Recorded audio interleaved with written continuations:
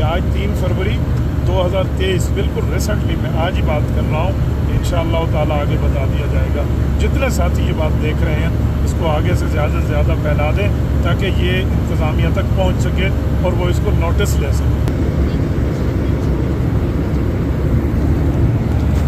السلام علیکم ورحمۃ اللہ وبرکاتہ. مفتی عبدالواحد قریشی آپ کا بھائی یہ ایئر لائن سے لاہور سے کراچی جاتے ہوئے آپ سے مخاطب ہے.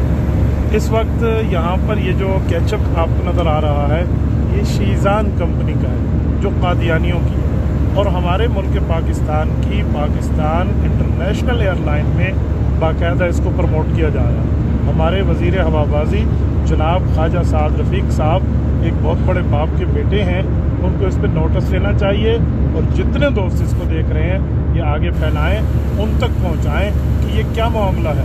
ہمارا ان سے سوشل بائیکاٹ ہے. یہ constitution of the my lovely country Pakistan اس کو تسلیم نہیں کرتے.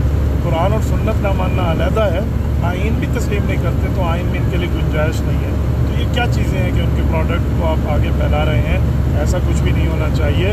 اس کو بند کریں اور رسالت مآب علیہ الصلوۃ والسلام کی سفارش کے مستحق بنیں. جزاکم اللہ تعالی.